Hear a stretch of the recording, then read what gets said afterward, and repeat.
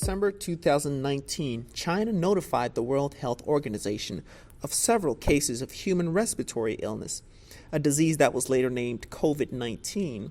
Coronavirus is a family of viruses that cause a range of illnesses in humans, including the common cough and cold, and more severe forms like SARS and MERS. Coronavirus disease caused by SARS-CoV-2 is a respiratory illness which spreads from person to person through droplet contamination, and it causes an upper respiratory tract infection which then consequently spreads to the lower respiratory tract.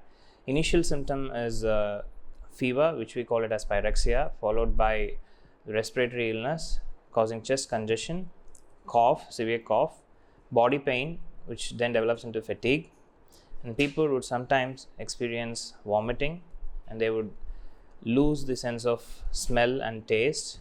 Due to the increased cases and deaths worldwide, the WHO declared the virus outbreak a pandemic in the second week of March 2020. WHO has been assessing this outbreak around the clock, and we're deeply concerned both by the alarming levels of spread and severity and by the alarming levels of inaction. We have therefore made the assessment that COVID-19 can be characterized as a pandemic. And it spreads through contact as well as droplet nuclei from infected person to a healthy person. The virus can also survive on inanimate objects like your immediate environment, which when person touches and then goes on touching his or her face, eyes and their own body parts, would enter through the respiratory tract and cause immediate infection. But the infection would not be sensed immediately. Only the person can only sense the infection after 14 days of a window period, that is an incubation time. By the time the virus would have spread through the respiratory tract and cause the primary symptoms like coughing, sneezing, fever, chest infection, and so on. The situation around the world got out of hand, which forced countries to impose total lockdowns as a preventive measure against the COVID-19 pandemic. The world's largest lockdown went in effect for the Indian population as the COVID-19 death reached 12, with over 500 persons afflicted by the viral infection. On the 24th of March 2020, Prime Minister Narendra Modi ordered a nationwide lockdown for 21 days till April 14th as the only way to break the chain of infection. पूरे देश में आज रात 12 बजे से संपूर्ण देश में संपूर्ण लॉकडाउन होने जा रहा है। हिंदुस्तान को बचाने के लिए, हिंदुस्तान के हर नागरिक को बचाने के लिए, आपको बचाने के लिए, आपके परिवार को बचाने के लिए आज रात 12 बजे से घरों से बाहर निकलने पर पूरी तरह पाबंदी लगाई जा रही है। Nobody was allowed to step out of their homes. Educational institutions, industrial establishments, hospitality services, all transport services including road, air, and rail were all suspended. The most severely affected sectors were the health, education, entertainment, and the hospitality sectors. We have been under lockdown for almost 9 months, which severely affected different sectors like business sectors, health sector, education sector mainly. And most of the sectors have seen the downfall in both financially as well as economically. Corona period is really an eye-opener, and where we have followed lots of discipline, and what we have lost in the disciplines, what we have lost in the previous sessions are made complete man, and we have to follow lots of disciplines and distance keeping and all those things, and in fact we have struggled a lot, and I have lost some of my family members also. Things got a little difficult for us because we had to do a lot of things at a very, very short notice. But what we did is we just thought, children's education has to continue, and we took up Teams, Microsoft Teams, and then we started on with our online classes. Basically, we are from moving industry. From morning to night, we will be working, we will be usually busy. But this 6 months, we are totally become nil. Without this lockdown make us like zero. So we started my life from the zero.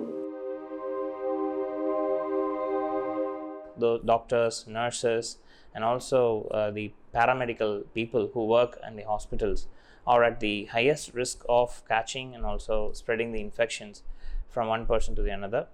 So to prevent that and also to meet their safety, government has initiated a lot of health safety measures by providing safe aprons like PPE aprons, and lecturing them and instilling them to do and follow highest measures, preventing measures within the hospital as well as the corona ward premises to prevent the spread of the infection.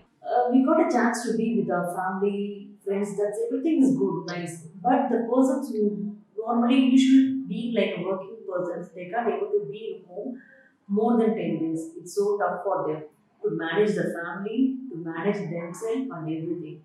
So it'll it's a little what to say.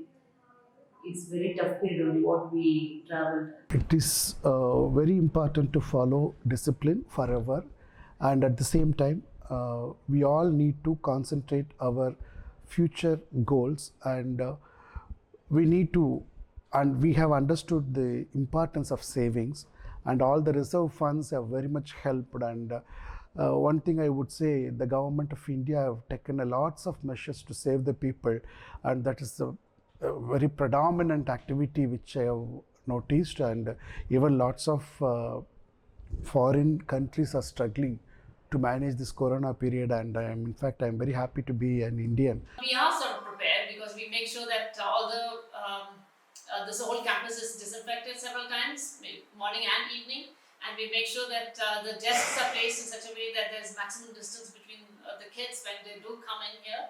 And also we are planning in case the school starts functioning normally, then we'll make sure that at least we could work it out in 2 shifts, so that there's in the morning batch there's one group of children coming in, so there's very less crowding, and in the afternoon there's another batch of the children coming, so there's less crowding or whatever. We'll make sure that all restrooms are provided with hand washes and things like that.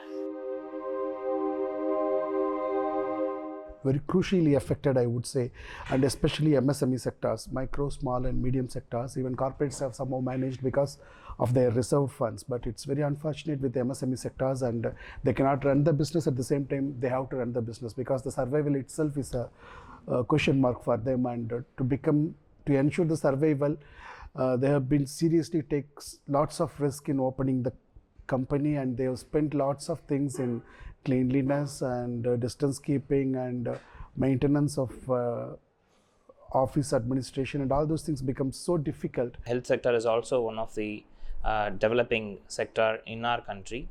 We do not have enough health supplies to be provided, and also to meet the demand in case of such kind of pandemic emergencies. After the 6 months, again we starting our career from the basic thing what we in the initial stage we put our effort. Again we do the same thing after the 6 months.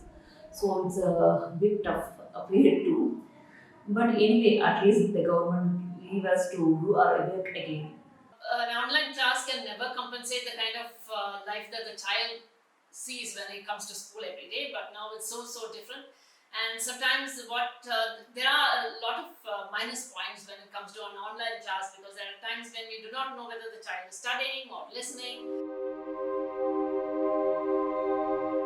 The way forward now is to get used to this kind of new norm, where we do have to balance both online classes as well as a regular, maybe once or twice a week, where the children can come into school and catch up with what they best for the usual normal classes that they do, maybe the practicals, or maybe it is just clarifying the doubts with the teacher. And whatever the discipline we are following has to be continued, and not only for corona, but even after the corona, anything can happen. And one thing we have understood, by maintaining the lots of discipline, the small troubles, small health issues, like everything has gone. We want to develop our friendship must. That's the thing we heard, because we having lots of friends.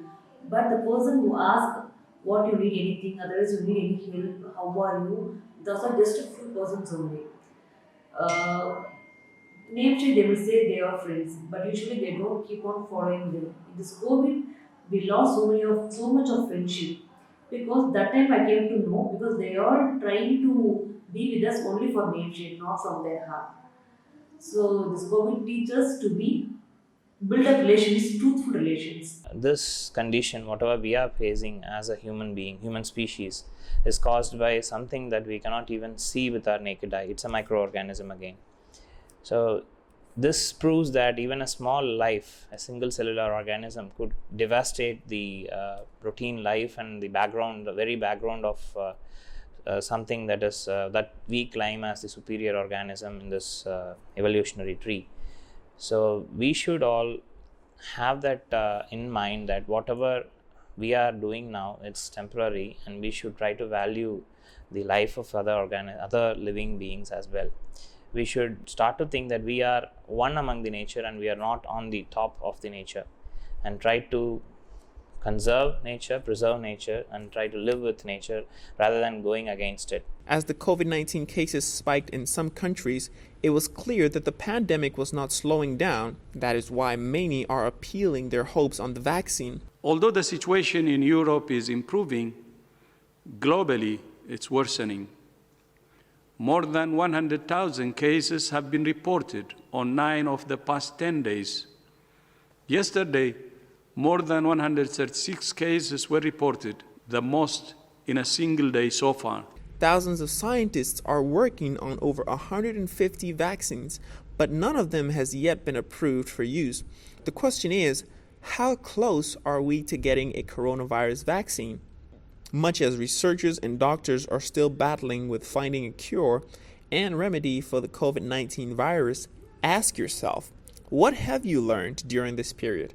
And how best are you going to cope up with the situation? I think the best thing that we as teachers or from the education field, what we need to do is to face it and take it one day at a time. All our health problems and small issues, we follow the home remedies and we get it rectified, and so it is really an eye-opener in lots of area. Still, we are bold. We can able to start our life again from the starting point. Having some social responsibility and having common sense, so we could find solutions for a lot of problems concerning human beings. The idea that we have an entire population engaged, knowing what each individual, what role each individual plays within this pandemic is fundamental. How can I protect myself from infection? How can I protect my family from infection? How can I prevent the possibility of me transmitting to someone else who may be more vulnerable?